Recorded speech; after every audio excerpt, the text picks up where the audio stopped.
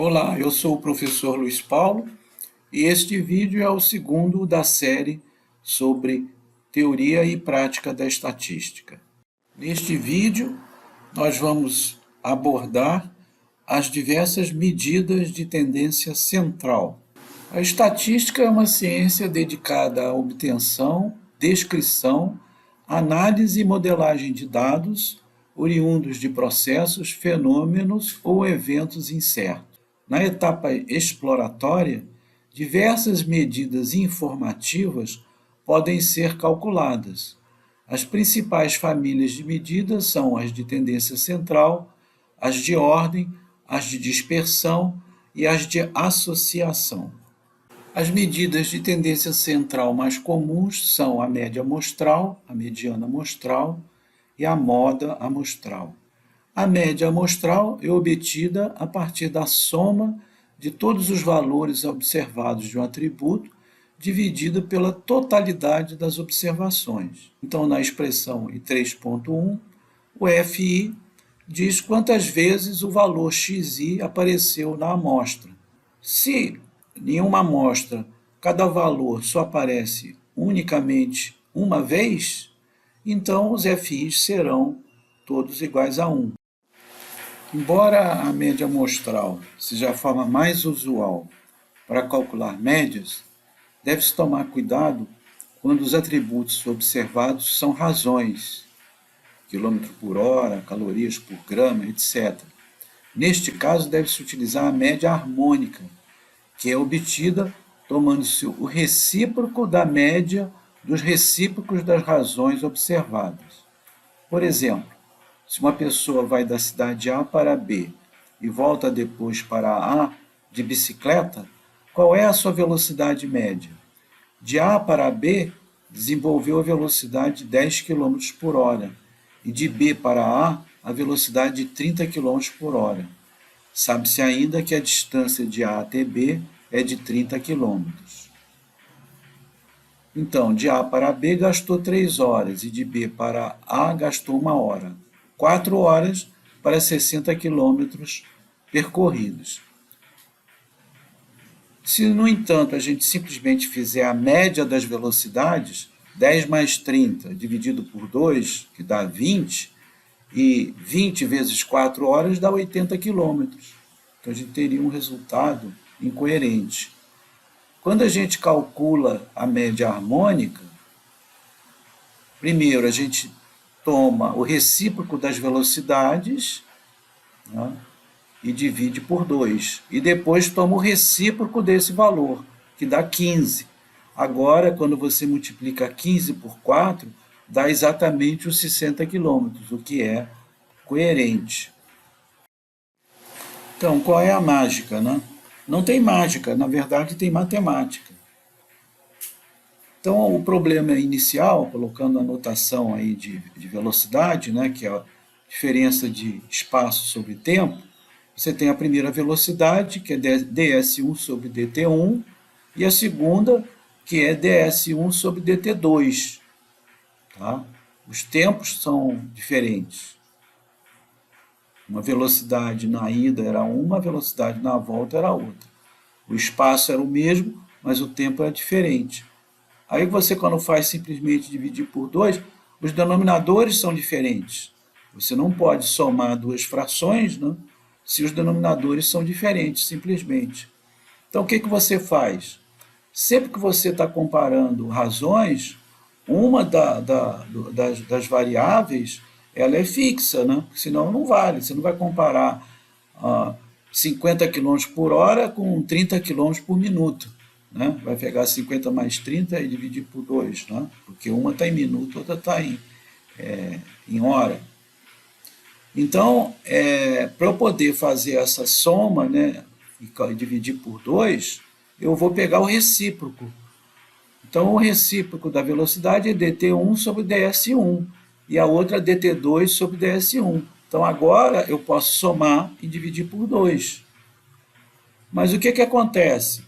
Agora eu estou com uma escala que é tempo sobre espaço, e não mais espaço sobre tempo. Então, preciso novamente fazer um recíproco para voltar para a escala original.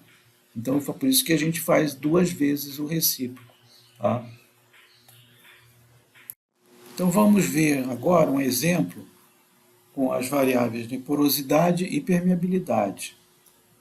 A porosidade, embora seja uma razão também, ela é volume sobre volume, né? Não são quantidades diferentes. E ela se comporta de forma aditiva. Então, quando você considera configurações com blocos, a porosidade resultante ela vai ser tratada com a média amostral. Já a permeabilidade envolve, né, um fluido de determinada viscosidade e o deslocamento dele, distância por tempo, num determinado meio. Então, é uma razão entre variáveis diferentes. Ela é não linear, de modo que, dependendo de como os blocos estão organizados, você tem que usar a média harmônica. Se eles estiverem, o fluxo estiver percorrendo ao mesmo tempo, né, tiver um bloco sobre o outro, a média resultante daquela configuração vai ser a média amostral da porosidade. Então, nesse caso aí, você tem uma porosidade de 10% num bloco, 20% no outro. Se eles estiverem, né, sendo percorridos assim transversalmente, vai ser a média amostral. Se os blocos fossem diferentes, você usar uma média amostral ponderada. Já se eles estiverem em sequência, sendo percorridos primeiro um bloco, depois o outro bloco, tanto num fluxo horizontal ou num fluxo vertical, né, você vai usar a média harmônica. Né?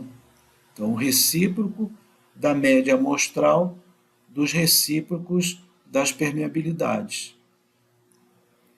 De novo, se os blocos tivessem tamanhos diferentes, você faria uma média harmônica ponderada. Outra fórmula de média que é importante é a média geométrica, que é obtida multiplicando as taxas exemplificadas, né, e achando a raiz correspondente. Né? Se você tiver, o processo foi observado durante dois anos, digamos, então você tem 2 taxas anuais, você vai fazer a raiz quadrada. Se foi durante 3 anos, vai ser a raiz cúbica, e assim por diante. Então aqui tem um exemplo, um ano houve um aumento de 110% de vendas, no ano seguinte 150%. Se você quiser agora representar o aumento médio por ano, né?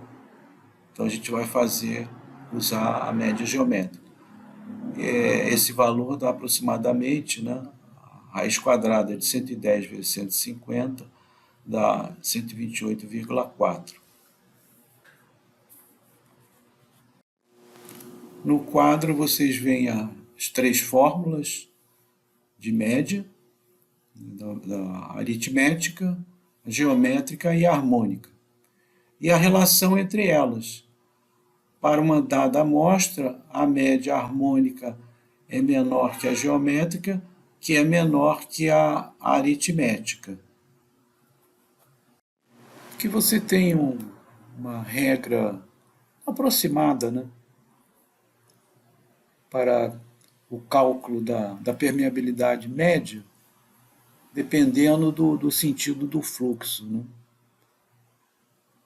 Então, se ele está horizontal, ou seja, os blocos estão sendo percorridos ao mesmo tempo, é aritmética. Caso seja fluxos horizontais e também verticais, ou seja, atravessando, né, os blocos, um depois do outro, você vai usar a geométrica. E se for o fluxo somente atravessando um bloco depois do outro, você vai usar a harmônica. Aqui vocês veem na planilha Excel o cálculo das 3 fórmulas para a média. Os dados estão aí na coluna A. E aí vocês observam aquela relação, né? A média harmônica, a média aritmética é a maior, a média geométrica intermediária e a média harmônica é a menor.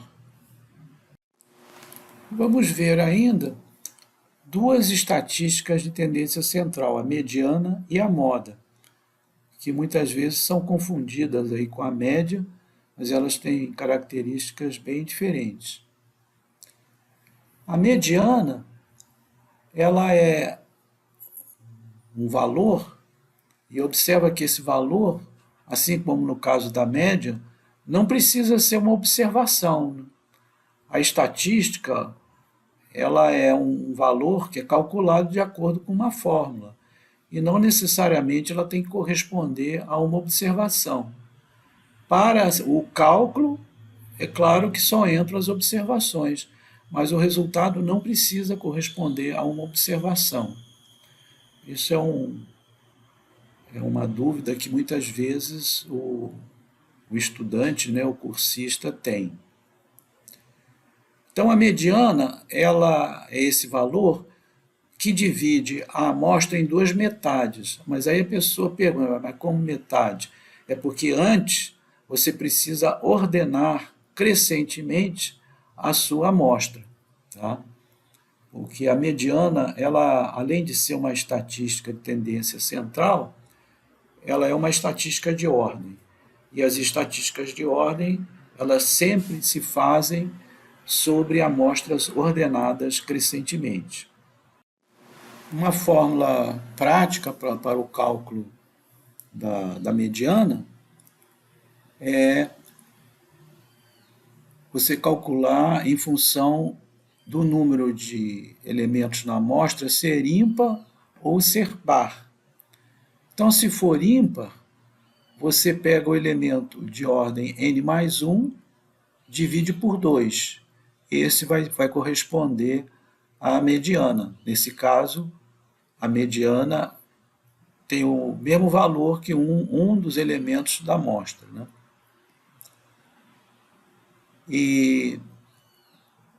Então, se você tivesse 11 elementos, né, se eu pegar 11 mais 1, 12, dividir por 2, dá 6. Então, o elemento de ordem 6 seria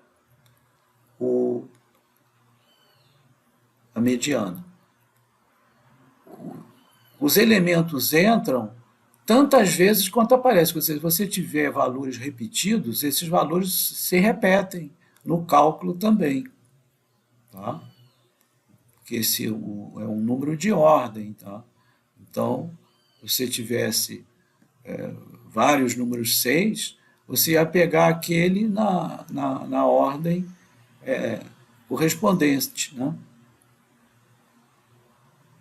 Então, isso também, muitas vezes, a pessoa pensa que se tiver elemento repetido na amostra, você só precisa contar ele uma vez. Não, você precisa contar ele tantas vezes quanto apareceu. E quando o n for par, né, você vai pegar o elemento n sobre 2 e o elemento n sobre 2 mais 1, ou seja, logo em seguida. Então, se você tivesse 12, você ia pegar o elemento de ordem 6 e o elemento de ordem 7. Ia somar e dividir por 2, ou seja, você ia pegar a média dos dois elementos centrais. Tá? Aí, então, nesse caso, né, a menos que você tivesse os elementos repetidos, você obter um valor que não foi uma observação. O exemplo 3.2 permite ilustrar a robustez da mediana diante de alguns valores anormalmente baixos ou altos em relação ao conjunto da amostra. Então, na amostra A1, você tem dois valores da ordem de centenas e a maior parte dos valores da ordem de milhar. E se você for ver a média, nesse caso, dá 2.000 e a mediana 2.500. E realmente a mediana mostra que a metade dos elementos da amostra estão iguais a 2.500 ou maiores que 2.500. Na segunda amostra, você tem a maioria dos valores da ordem de centena e um valor da ordem de milhar. Quando você faz a média vai para 825, sendo que a grande maioria dos valores está abaixo desse valor, só tem um valor, né, acima. Né? A mediana já é 510, então ela reflete melhor essa amostra, né? Ou seja, 50% dos valores estão abaixo, né? Iguais ou abaixo de 510.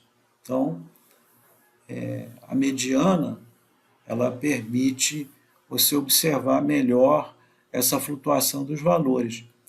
Enquanto que na média não, até porque, como nós já vimos, o objetivo da média é representar a totalidade, né? Representar de uma maneira mais rápida a totalidade da quantidade que está representada naquela amostra, bastando multiplicar a média pelo número de elementos da amostra. Inicialmente, o conceito de moda está associado a atributos qualitativos, mas se você considera no histograma o intervalo que tem a maior frequência de ocorrências, você também denomina esse intervalo como intervalo modal. E ele é um intervalo de importante referência para a interpretação do histograma, como veremos aí a seguir.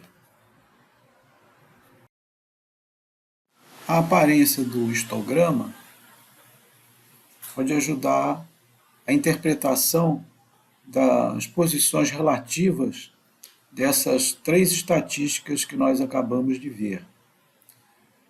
Quando o histograma tem uma aparência mais simétrica, né, se aproximando de uma simetria em relação a um eixo central, a expectativa é de que a média, a moda e a mediana estejam próximas. Numa distribuição teórica, né, ideal, haveria a coincidência mesmo, seriam iguais. Quando o histograma ele tem uma assimetria à direita, ou seja, a cauda direita dele, né, o lado direito dele, é mais comprido, então nesse caso a moda é menor que a mediana, que é menor que a média, né? Que é o caso aí da figura à esquerda aí no slide. No caso contrário, né, quando ele é assimétrico à esquerda, ou seja, a cauda esquerda é mais comprida, essa situação ela se inverte. Então, a média é menor que a mediana, que é menor que a moda.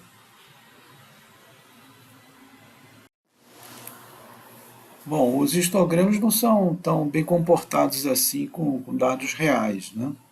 Então a gente tem esse exemplo aí do histograma da permeabilidade de dois poços. Vê que um é unimodal, já o outro é bimodal. E a explicação para isso é quando você olha o gráfico da permeabilidade, né, dos logs de ambos os poços. E, na verdade, você vê que o poço A ele tem mais canais com menor permeabilidade e o poço B ele tem dois ou três canais com uma alta permeabilidade em torno do qual se concentram, né, as demais níveis de permeabilidade, aí dando origem à bimodalidade.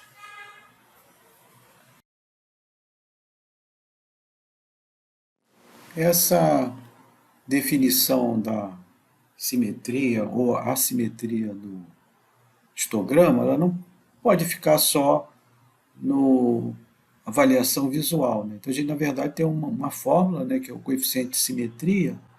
A gente usa a letra K também, mas não confundir com K da permeabilidade, né? E que quando o histograma for simétrico, esse coeficiente é zero. Se for assimétrico à direita, o coeficiente é positivo. Por quê?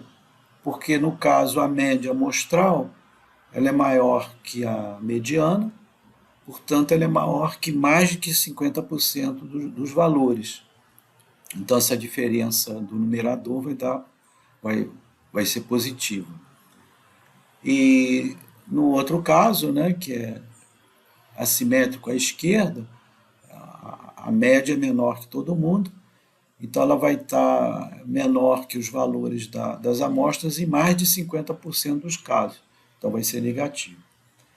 E vamos aproveitar também para comentar esse conceito de coeficiente, né?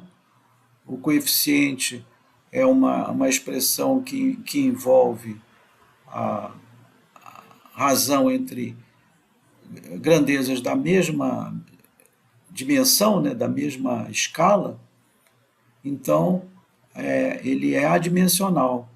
E exatamente esse motivo é que leva à construção do coeficiente, de ter a independência da escala. Nós vamos ver vários coeficientes, né, ao longo desse curso. Outro coeficiente que ajuda a interpretar um histograma dado é o coeficiente de achatamento ou curtose, que diz o quão próximo de um comportamento normal ou gaussiano o histograma obtido está.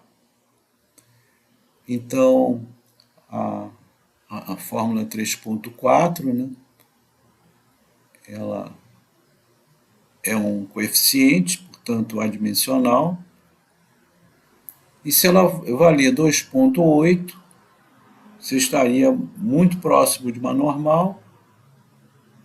Se for acima de 2.8, o seu histograma seria considerado mais achatado, né?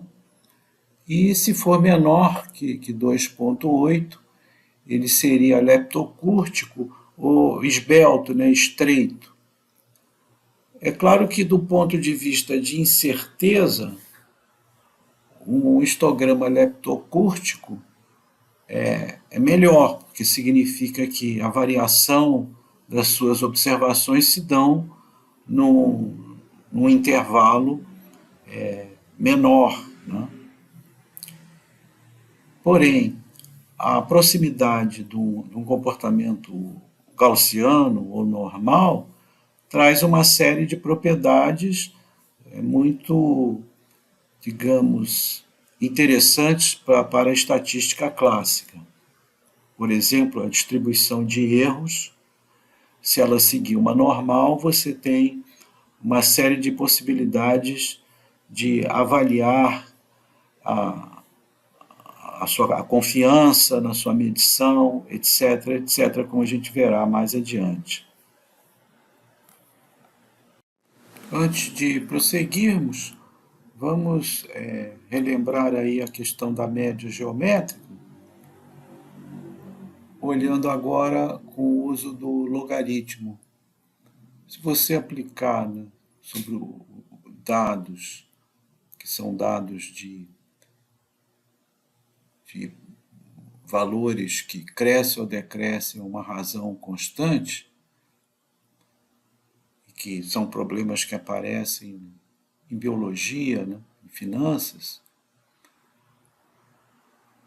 e seria indicado fazer a média geométrica.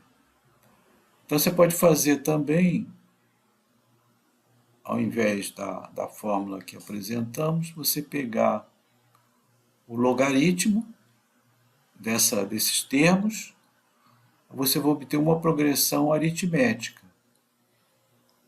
E aí você vai pegar a média amostral dos logaritmos.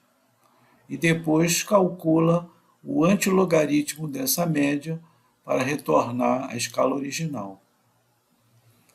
Então é só para mostrar que o resultado é o mesmo que você fazer a raiz, né, enésima do produto dos termos da série, né? Então, por exemplo, se você tivesse essa série de elementos, né, 2, 4, 16, 32, se você fizesse o logaritmo na base 10, teria essa sequência de valores, a média dos logaritmos é 0,9, e o antilogaritmo desse valor é 8. O mesmo resultado pode ser obtido pela fórmula da raiz enésima. Okay?